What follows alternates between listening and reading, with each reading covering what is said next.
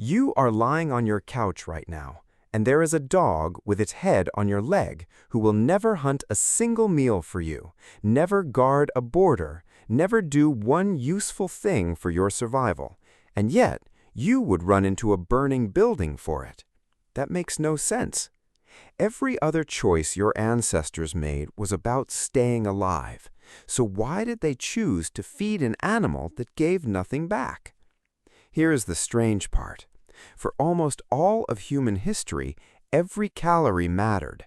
If you fed something, it had to earn its keep. A dog that hunted? Fine. A dog that guarded the camp? Fine. But somewhere along the way, humans started feeding animals that did neither. Animals that just sat there. Animals that were, by every survival logic, a waste of food. Let's go back to the evidence.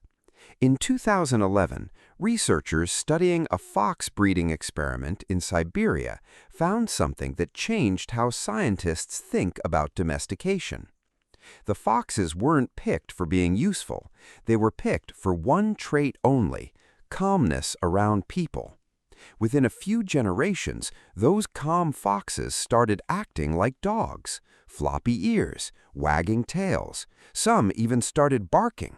Nobody trained them to do that. Being friendly rewired their entire biology.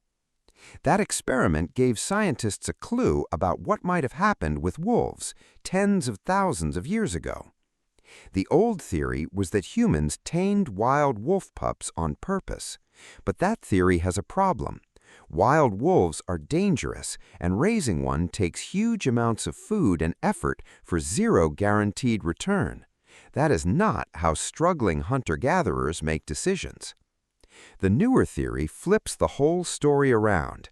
Wolves tamed themselves. Some wolves hung near human camps, eating scraps and bones nobody wanted. The wolves that could tolerate people without attacking them got fed. The aggressive ones got killed or chased off. Generation after generation, camp-following wolves became calmer, friendlier, smaller-jawed, until one day they weren't wolves anymore. They were something new. Bone evidence backs this up. A grave found in Germany, roughly 14,000 years old, holds a human, a dog, and a puppy buried together, not eaten, not discarded, buried like family. That is not a working animal. That is something else entirely. And this is where it gets interesting, because keeping an animal that does not need to earn its place requires something most animals on Earth never developed: spare emotional room. You cannot care for something extra unless you already have enough. A starving human does not adopt a wolf pup. A human with a full belly and a stable camp might. So pet keeping might not be about usefulness at all.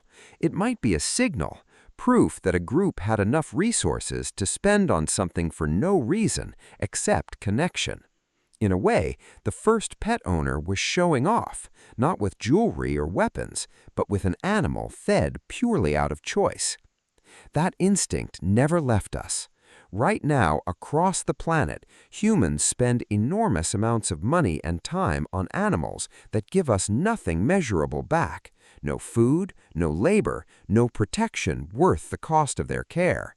We just want them near us. Maybe that is not wasteful at all.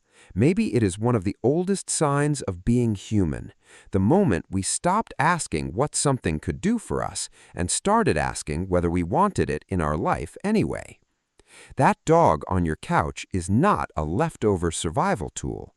It is proof that somewhere back in the ice and the dark, your ancestors decided warmth and company were worth feeding, even when nothing forced them to.